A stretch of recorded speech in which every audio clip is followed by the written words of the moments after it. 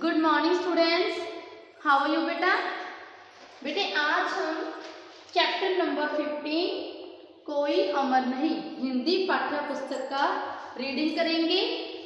कोई अमर नहीं मतलब कि हर किसी को अपने जीवन से जाना पड़ता है, अपने जीवन को त्यागना पड़ता है। अमर नहीं मतलब कि कोई भी जीवित नहीं रह सकता, हर कोई जरूर एक दिन ना एक दिन हर कोई मरता है।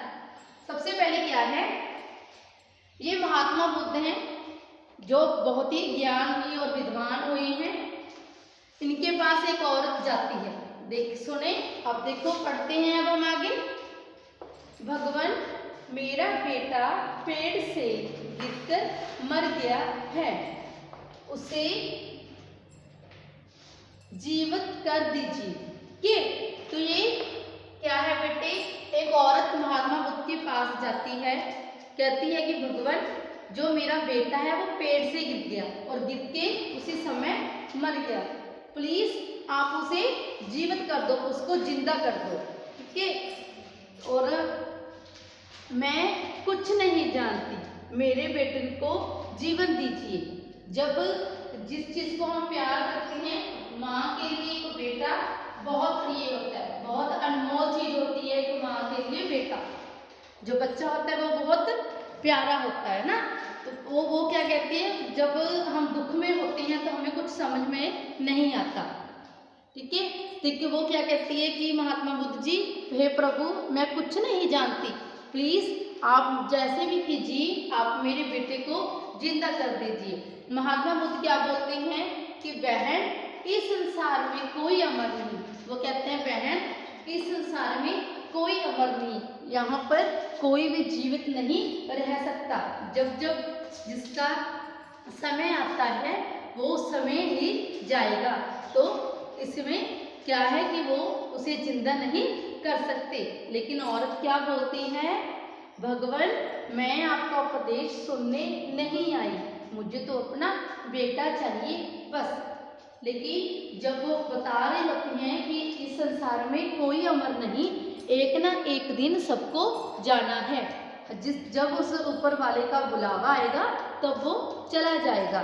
लेकिन औरत कहती है कि भगवान मैं आपका कोई भी उपदेश, कोई भी आपका लेक्चर सुनना नहीं चाहती, बस मुझे तो अपना बेटा चाहिए। क्योंकि बेटे ये औरत दुख में है, दुख में हमें कुछ भी समझ नहीं आता।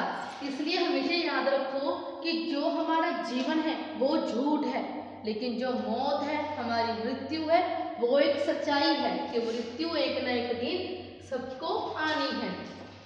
मेरी बात मानो बहन, प्रत्येक जीवधारी को एक ना एक दिन मरना पड़ता है, यही प्रकृति का नियम है।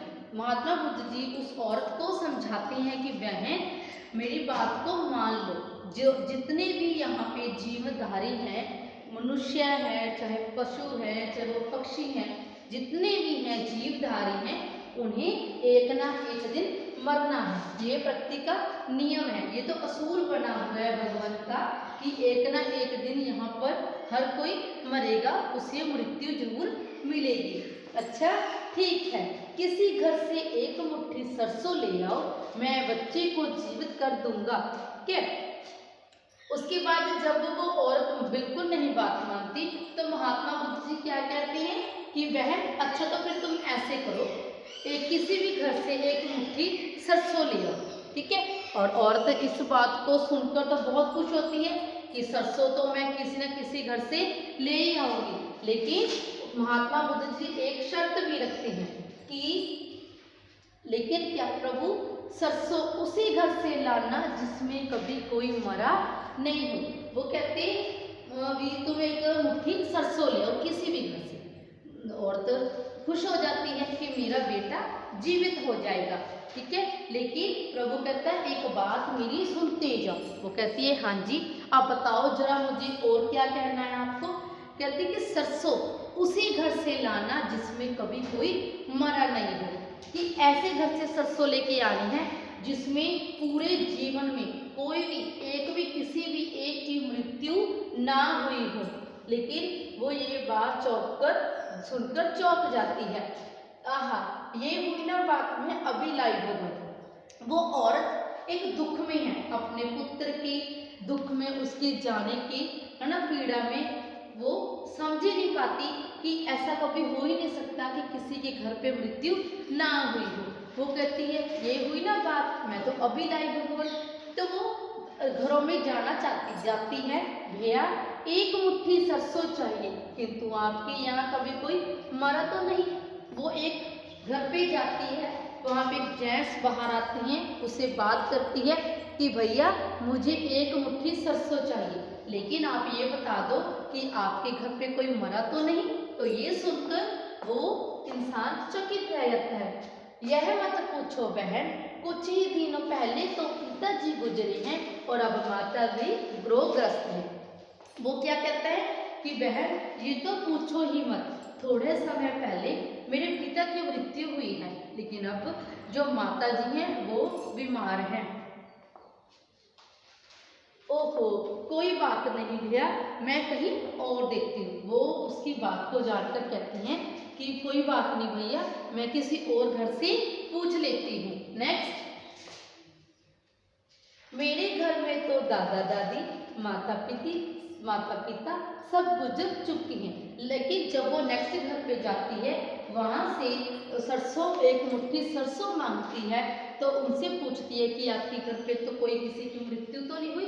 तो दूसरे घर वाले क्या कहते हैं कि बहन मेरे घर में तो मेरे दादा दादी और माता पिता सब गुजर चुकी हैं, सभी मर चुके हैं।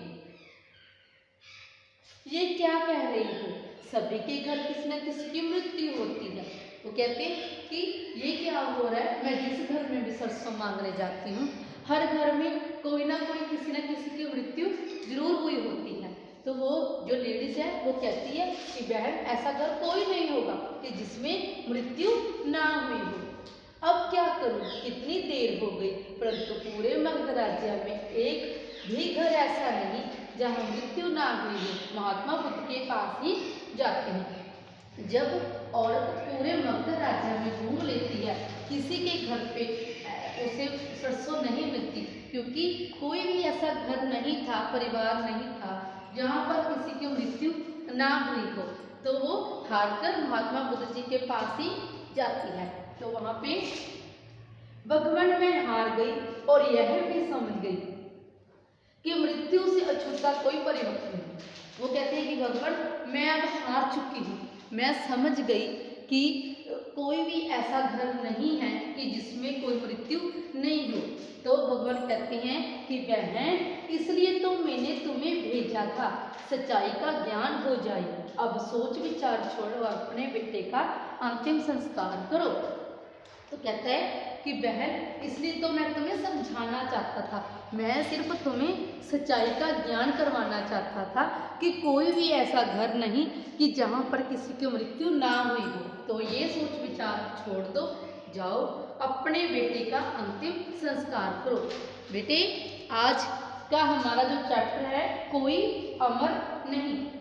बेटे इस चैप्टर से हमें क्या पता चलता है कि जो हम जीवन जीते हैं, हमारा जो जीवन है वो एक झूठ है, लेकिन जो मृत्यु है वो एक सच्चाई है। हमें सच्चाई का ज्ञान जरूरी है, भी हमें सच्चाई का ज्ञान हो। जितने भी जीवधारी हैं ये संसार में, सभी को एक ना एक दिन जाना है। ओके बेटे, मैं आशा करती हूँ आपको ये चैप्टर समझ आ गया होगा। थैंक यू बेटा।